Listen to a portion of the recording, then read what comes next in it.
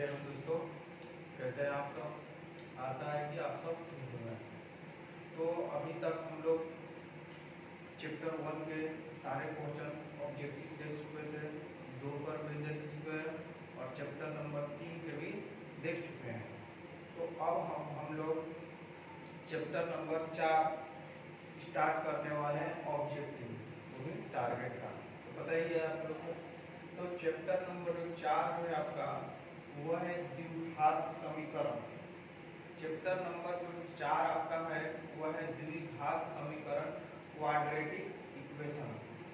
तो आइए chapter number 4 द्विघात क्वाड्रेटिक इक्वेशन के बारे में समझते हैं और इससे रिलेटेड सारे प्रश्नों को सॉल्व करते हैं। तो चलिए फटाफट चालू करते हैं। आइए समझते हैं क्वेश्चन नंबर पहला।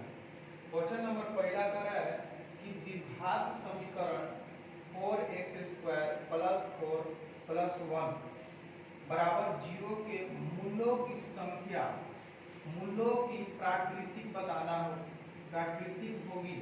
यानी इसका हमको प्राकृतिक बताना है कि जो समीकरण है वो वास्तविक है और असमान, मतलब वास्तविक होगा उसका मूल, और असमान मतलब बराबर नहीं होगा, कि वास्तविक और बराबर होगा, कि ये कोई मूल वास्तविक नहीं होगा, इनमें से कोई नहीं होगा।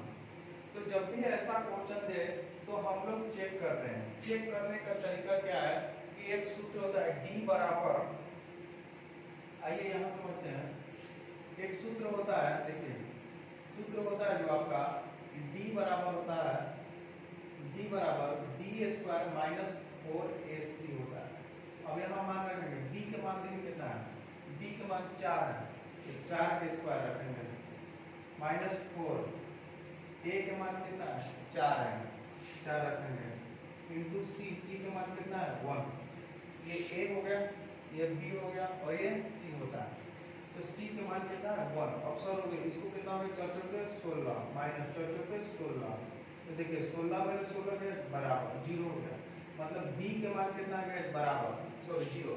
जब d के मान 0 के बराबर होता है इसका मतलब है कि उसका मूल्य जो है वास्तविक है और बराबर है। जो मूल्य इसका निकलेगा वो वास्तविक तो होगा और वास्तविक के साथ साथ दोनों क्या होंगे, बराबर होंगे।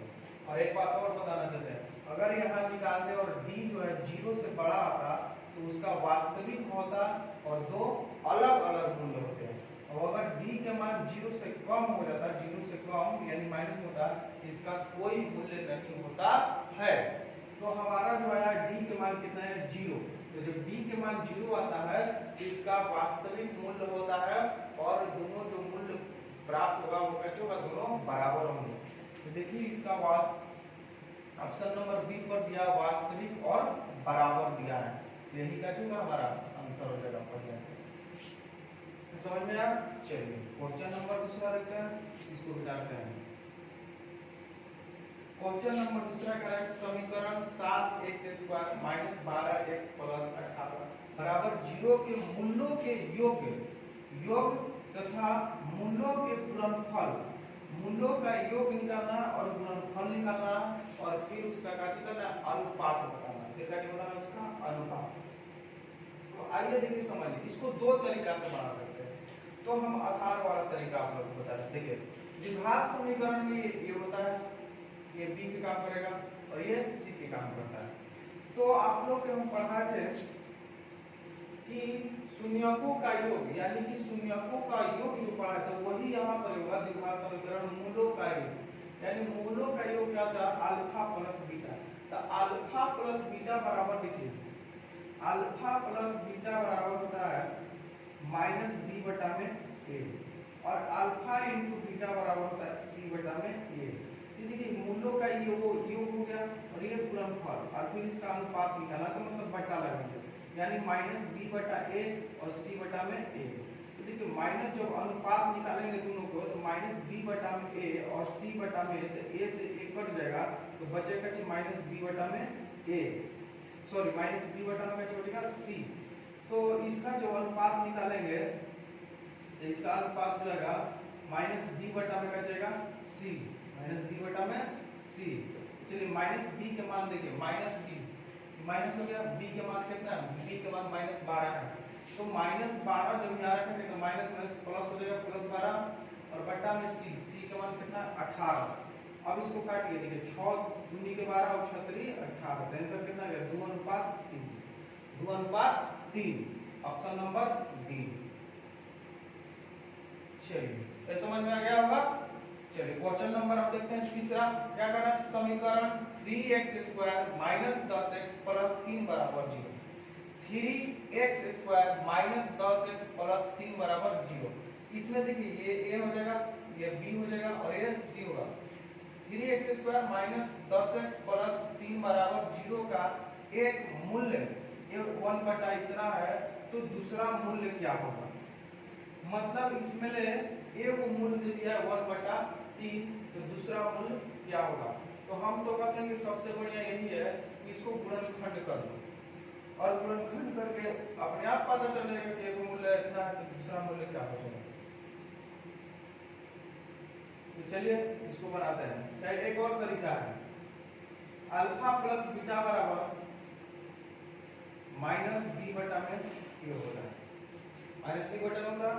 चलिए अल्फा यानी एक मूल्य ये पहला मिल गया 1/3, प्लस बीटा का मान नहीं पता है, छोड़ देंगे ये दूसरा मूल्य, -b के मान देखिए कितना है -10, तो -10 और माइनस यहाँ है तो प्लस हो गया 10, माइनस माइनस कितना हो गया, ये माइनस पहले से और -10 रखेंगे तो प्लस हो जाएगा, बटा में a के मान कितना है 3 है, 3 रख देंगे। चलिए हमको b के मान निकालना, तो b छोड़ देंगे इधर 10/3 और ये आएगा तो -1/3, यानी एलसीएम आ गया 3 और 3 3 नीचे है, तो सीधा ऊपर घटा लेंगे तो कितना है 9/3 और 3 से 9 बढ़ जाएगा कितना होगा 3 बार, यानी दूसरा जो हमारा मूल्य होगा वो +3 आएगा, +3 मान लीजिए।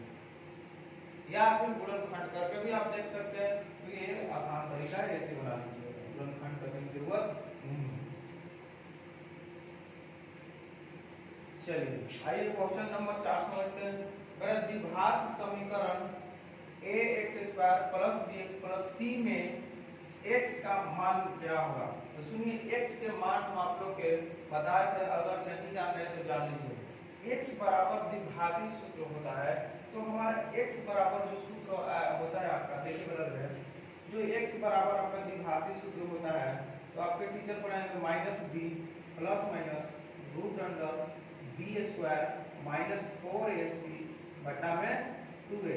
तो देखिए यही x बराबर पूछा था कि x बराबर क्या होगा, तो x बराबर यही वाला सूत्र होगा, जहां ये वाला होगा वही से आएगा। देख लीजिए -b ± √b² - 4ac, देखिए यही वाला है, यानी ऑप्शन नंबर सी आपका है। ऑप्शन नंबर कौन है, सी है। आई होप समझ में आ गया होगा। क्वेश्चन नंबर 5 देखते हैं। समीकरण ax² + bx + c = 0 के मूल्य बराबर हो तो c का मान ज्ञात करिए। मतलब मूल्य जो है वो दोनों के बराबर है, मूल्य क्या है बराबर, तो मूल्य बराबर मतलब कि अल्फा और बीटा दोनों आपस में कैसे बराबर है। तो जब अल्फा और बीटा बराबर तो c का हम लोग को मान ज्ञात करना। तो देखिए c का मान आएगा किसे, तो c के मान तभी आएगा जब अल्फा और अल्फा इंटू बीटा करेंगे, अल्फा इंटू क्या करेंगे बीटा, तो अल्फा इंटू बीटा बराबर होता है c बटा में a, c बटा में a। अब देखिए c के जगह पर c है, क्योंकि ये तो सूत्र ही दिया a b c दे दिया, तो c के जगह पर c और a के जगह पर a है। अच्छा इधर क्या क्या है, दोनों मूल्य बराबर है, दोनों मूल्य का बराबर।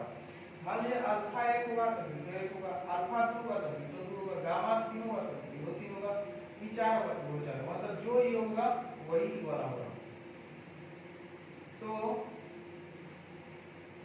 दोनों बराबर हो तो c का मान क्या करें,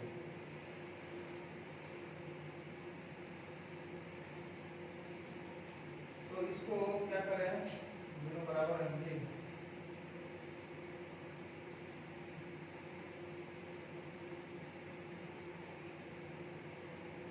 तो इसको बराबर है